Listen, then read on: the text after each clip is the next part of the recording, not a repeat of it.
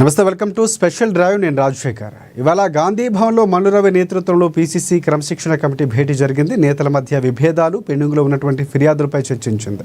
Committee భేటీ సందర్భంగా దళిత నేతలతో గొడవ విషయంలో గజ్వేల్ మాజీ ఎమ్మెల్యే, సిద్దిపేట డీసీసీ అధ్యక్షుడు తూముకుంట నర్సారెడ్డికి క్రమశిక్షణ కమిటీ నోటీసులు ఇచ్చింది. అలాగే వారం రోజుల్లో వివరణ ఇవ్వాలని కూడా ఆదేశించింది.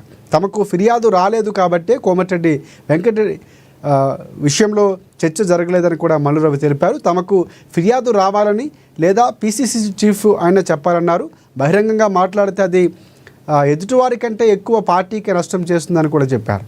నేతల మధ్య విభేదాలపై స్పందిస్తూ స్థానిక ఎన్నికలు వస్తున్నాయని అందరూ సమన్వయం పాటించాలని కూడా చెప్పారు.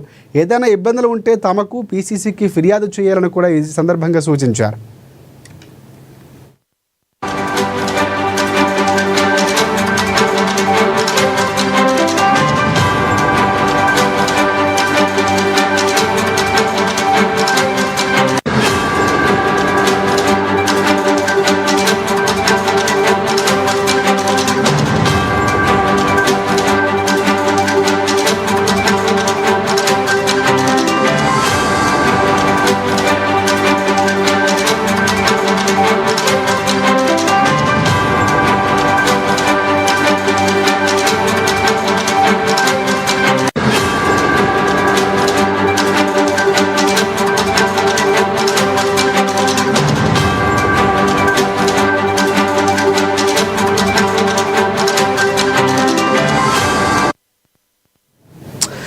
రైట్. ఇవాళ గాంధీ భవన్లో మల్లురవి నేతృత్వంలో పీసీసీ క్రమశిక్షణ భేటీ జరిగింది. నేతల మధ్య విభేదాలు, పెండింగ్లో ఉన్నటువంటి ఫిర్యాదులపై చర్చించింది.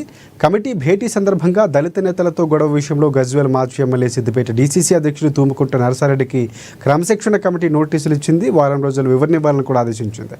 ఇక ఇదే అంశానికి సంబంధించి పూర్తి అప్డేట్స్ అందించేందుకు మా ప్రతినిధి హరీష్ మనకి లైవ్లో సిద్ధంగా ఉన్నారు. సో హరీష్, చెప్పండి, పూర్తి అప్డేట్స్ ఏంటి? ప్రధానంగా మల్లురవి నేతృత్వంలో ఉన్నటువంటి క్రమశిక్షణ కమిటీ ఏ అంశాలపై ప్రధానంగా చర్చించింది? సో ఇక్కడ నర్సారెడ్డికి సంబంధించి చర్యలు తీసుకున్నట్లు కూడా తెలిసింది. పూర్తి అప్డేట్స్ ఏంటి? రైట్ రాజశేఖర్, గాంధీ భవన్లో ఈరోజు క్రమశిక్షణ కమిటీ సమావేశం జరిగింది. ప్రధానంగా ఈ సమావేశానికి సంబంధించి కూడా కమిటీ చైర్మన్ మల్లురవి అధ్యక్షతన జరిగిన ఈ సమావేశంలో పలు నియోజకవర్గాలకు సంబంధించి కూడా నేతల మధ్య విభేదాల అంశాలపైన కూడా చర్చ జరిగిన నేపథ్యం ఉంది. గజ్వేల్ నియోజకవర్గానికి సంబంధించి కూడా అక్కడ ఏదైతే రేషన్ కార్డుల పంపిణీలో డీసీసీ అధ్యక్షుడు నర్సారెడ్డి, అలాగే ఎస్సీసీఎల్ చైర్మన్, ఏదైతే ఎస్సీసీఎల్ విభాగ చైర్మన్కి సంబంధించి కొమ్ము విజయ్ కుమార్కి సంబంధించి కూడా రేషన్ కార్డు పంపిణీలో కూడా వివాదం జరిగింది. దాని తర్వాత కూడా ఇక దళితులంతా ఏదైతే కొమ్ము విజయ్ పైన కూడా దాడి జరిగినట్టుగా కూడా అక్కడ స్థానిక పోలీస్ స్టేషన్లో ఫిర్యాదు చేయడం జరిగింది. ఆయన పైన కూడా ఎస్సీ ఎస్టీ అట్రాసిటీ కేసు నమోదు చేయడం జరిగింది. దాని తర్వాత ఇక దళిత నేతలంతా కూడా గాంధీ భవన్కి వచ్చారు. వాళ్ళకి సంబంధించి కూడా క్రమశిక్షణ కమిటీ చైర్మన్కి మల్లురవికి ఫిర్యాదు చేయడం జరిగింది. నర్సారెడ్డి సంబంధించి కూడా తమ పైన దాడి చేయడం జరిగింది.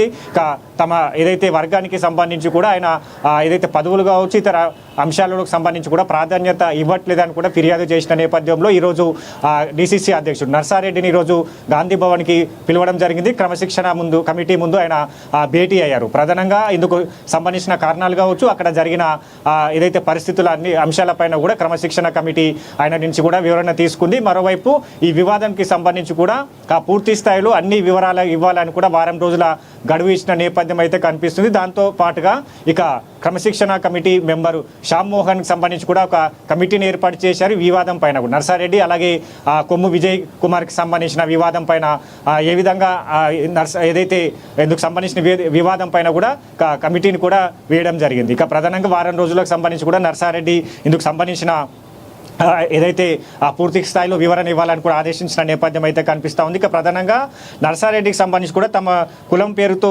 దూషించారు అంటూ కూడా ఆరోపిస్తూ కొమ్ము విజయ్కి సంబంధించి ఆయన క్రమశిక్షణ కమిటీకి ఫిర్యాదు చేయడం జరిగింది. ఇక రాజకీయ దురుద్దేశం పైన తనపై తప్పుడు ఆరోపణలు చేస్తూ ఉన్నట్టుగా కూడా నర్సారెడ్డి చెప్తా ఉన్న నేపథ్యం అయితే కనిపిస్తుంది. తనపైన తప్పుడు ఆరోపణలు చేశారు.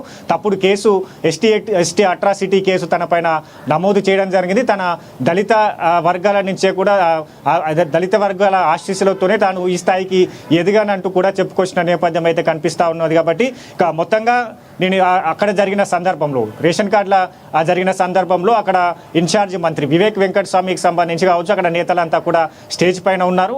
ఇక మాజీ ఎమ్మెల్యే నర్సారెడ్డి డీసీసీ అధ్యక్షుడు స్టేజ్ కింద ఉన్న నేపథ్యంలో ఇక ఏదైతే రేషన్ కార్డుల సంబంధించిన రేషన్ కార్డుల పంపిణీకి సంబంధించి కూడా కార్యక్రమం మొదలవుతున్న నేపథ్యంలో ఆయనకు సంబంధించిన నర్సారెడ్డి వర్గీయులంతా కూడా అక్కడ ఆందోళన చేపడం జరిగింది.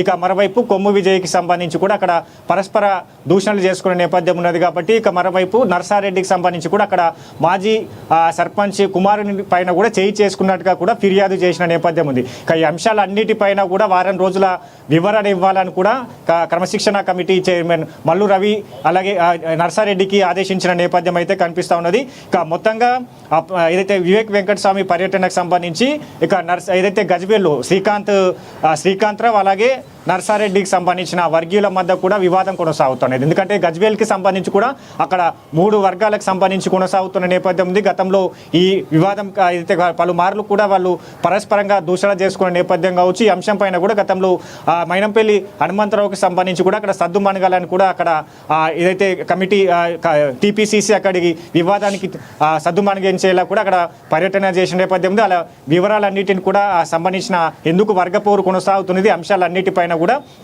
అక్కడ వివరాలు తీసుకునే నేపథ్యం అయితే ఉంది. ఇక మొన్న జరిగిన వివాదం కాస్త కూడా కేసులు నమోదు చేసుకునే వరకు వెళ్ళాయి కాబట్టి పూర్తి స్థాయిలో దీనికి సంబంధించి కూడా వారం రోజుల్లో నర్సారెడ్డి వివరణ ఇవ్వాలని కోరుతా ఉన్న నేపథ్యం అయితే కనిపిస్తూ ఉంది. ఇక మరోవైపు నర్సారెడ్డి వర్షన్కి సంబంధించిన గాంధీ భవన్కి ఏదైతే భేటీ తర్వాత గాంధీ భవన్ మీడియాతో మాట్లాడిన నేపథ్యం తాను ఎవరిని కించపరచలేదు, తప్పుడు కేసులు నమోదు చేశారు, తను ఏదైతే దళిత వర్గాల ఆశీస్సులతోనే నేను ఈ స్థాయికి ఎదిగానని కూడా చెప్పుకొస్తా ఉన్నారు. కాబట్టి ఇక వారం రోజుల్లో ఇందుకు సంబంధించిన పూర్తిగా వివరాలన్నీ ఇస్తానని చెప్పిన నేపథ్యం అయితే కనిపిస్తూ ఉన్నది. ఇక మొత్తంగా కమిటీకి సంబంధించి పలు వివాదాలపైన కూడా క్రమశిక్షణ కమిటీ చైర్మన్ వరుసగా భేటీ అవుతా ఉన్నారు. మొన్న జరిగిన వరంగల్ వివాదానికి సంబంధించిన ఎమ్మెల్యేలు అలాగే కొండా మురళికి సంబంధించిన వివాదం కావచ్చు, మరోవైపు ఈ రోజుకు సంబంధించి కూడా ప్రత్యేకంగా గజ్వేల్కి సంబంధించిన వివాదం కావచ్చు, వీటన్నిటిపైన కూడా తప్పకుండా దీంట్లో చర్యలు తీసుకుంటాము, పార్టీ లైన్ క్రాస్ చేస్తే కఠినంగా చర్యలు తీసుకుంటామని కూడా కమిటీ చైర్మన్ మల్లిరావు కూడా చెప్పిన నేపథ్యం అయితే కనిపిస్తూ ఉన్నది. కాబట్టి మొత్తంగా ఈ రోజుకు సంబంధించిన ఏదైతే ఈ గజ్వేల్కి సంబంధించిన వివాదం పైన కూడా ప్రత్యేకంగా ఈరోజు క్రమశిక్షణ కమిటీ భేటీ అయ్యింది. దీనికి సంబంధించిన వారం రోజుల గడువు ఇచ్చింది. వారం రోజుల తర్వాత నర్సారెడ్డి ఏ విధమైన వివరణ ఇస్తాడో దాంతో పాటుగా ఇక్కడ ఎవరైతే ఫిర్యాదు చేశారో కొమ్ము విజయ్ కుమార్ అలాగే దళిత నేతలంతా కూడా ఫిర్యాదు చేశారు కాబట్టి వాళ్ళ స్టేట్మెంట్ కూడా తీసుకున్న తర్వాత క్రమశిక్షణాపరమైన చర్యలు తీసుకునే అవకాశం అయితే ఉన్నాయి. రైట్. అంటే రాజగోపాల్ రెడ్డికి సంబంధించి కంప్లైంట్ ఇవ్వలేదని గతంలో కూడా ఇదే అంశాన్ని చెప్పారు. కానీ ఈరోజు ప్రధానంగా వార్తల్లో వినిపించింది రాజగోపాల్ రెడ్డికి సంబంధించి ఏదైనా చర్యలు తీసుకునే అవకాశం ఉంది క్రమశిక్షణ కమిటీ అని. సో కంప్లైంట్ ఇవ్వకపోవడం మూలనే తీసుకున్నారా, లేకపోతే కంప్లైంట్ ఇచ్చినా కూడా తీసుకోలేదా?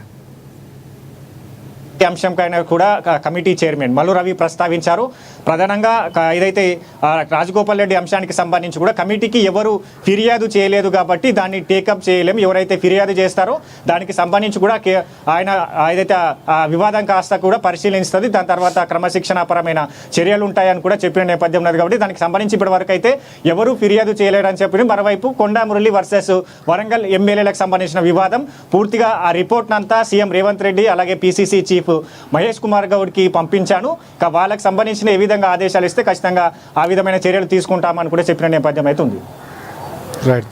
Thanks for updates Harish.